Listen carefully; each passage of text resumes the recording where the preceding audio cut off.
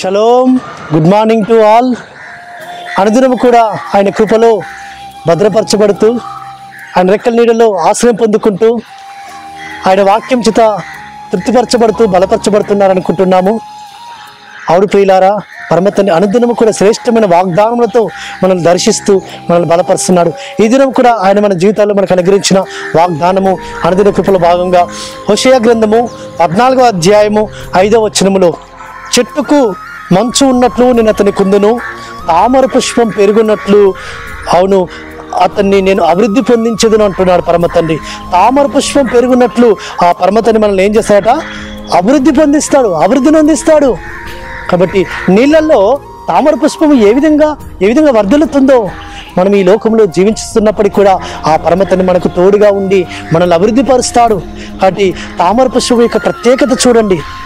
అది బురదలో పెరుగుతున్నప్పటికీ బురద ధర కంటకుండా పెరుగుతుంది. కాబట్టి మనము కూడా ఆయన రెక్కలలో భద్రపరచబడి ఆయన సన్నిధిలో మనము నిందరహితంగా నిష్కలంకలుగా ఉంటే ఏ పాపము కూడా మన కంటనీయకుండా పరమతండ్రి మనల్ని పెంచుతాడు సుమా.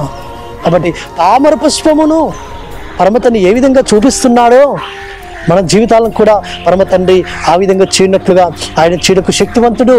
కాబట్టి తామర పుష్పం పెరిగినట్లు అతడు అభివృద్ధి నందును. మనం అభివృద్ధి పొందే విధానంలో మనం ఈ లోకంలో మనం జీవించినట్లుగా ఆ పరమతండ్రి తన రెక్కలలో మనల్ని భద్రపరుస్తాడు. ఆయన యొక్క జీవముతో మనల్ని నింపుతాడు. ఆయన రక్షణ చేత అలంకరించి ఆయన నీతి వస్త్రంతో మనల్ని కప్పి ఆయన యొక్క కృపతో మనల్ని దినదినము దర్శిస్తూ ఆయన వాత్సల్యంతో నింపుతూ ఆయన మనల్ని ఏం చేస్తాడంటే అభివృద్ధి పరుస్తాడు సుమా. కాబట్టి అభివృద్ధి పరచుట్లో ఆయన మహాశక్తివంతుడు. కాబట్టి అట్టి విధముగా పరమతండ్రి సన్నిధానంలో మనం ఉందాం, మనం జీవిస్తాం. పరమతండ్రి మన కొరకు ఆ విధంగా అన్ని వసతులు సమకూర్చాడు ప్రియులారా. కాబట్టి ఈ లోకంలో మనము ప్రకృతిని చూసి మనం పరమతండ్రి సన్నిధిలో ఎదగాలి, మనం జీవించాలి.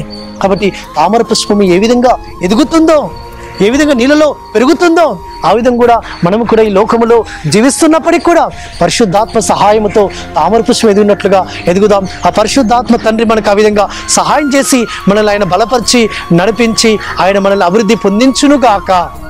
ప్రార్థన చేసుకుందాం. పరలోకందరమ తండ్రి, సర్వోన్నత జీవాధిపతి రాష్ట్రానికి స్తోత్రములు. చెట్టుకు మంచున్నట్లుగా తామర పుష్పం ఎదుగున్నట్లుగా మీరు వాళ్ళు ఎదిగింపచేసేవారు నాయన, నీకు స్తోత్రం తండ్రి. మీరు మాకు తోడుగా ఉండి మమ్మల్ని తండ్రి అన్ని విధాలుగా కాపాడిన నాదుడు నీవే నాయన, నీకు స్తోత్రములు. అట్టి విధంగా నీ కృపను మాకు విస్తరింపచేయమని ప్రార్థిస్తూ మారుషకుడు విమోచకుడు నజరేయుడైన యెహోవా మెస్సియా అతి పరిశుద్ధమైన నామమున స్తుతించి ప్రార్థించి వేడుకుంటున్నాము తండ్రి. మన రక్షకుడు, విమోచకుడు, సర్వాధికారి, సర్వశక్తివంతుడైన యెహోవా మెస్సియా యొక్క దివ్య సన్నిధి నుండి ఆయన కృప, కాపుదల, భద్రత మనకు అనుగ్రహించి ఆయన మనల్ని బలపరిచి నడిపించునుగాక. ఆమేన్.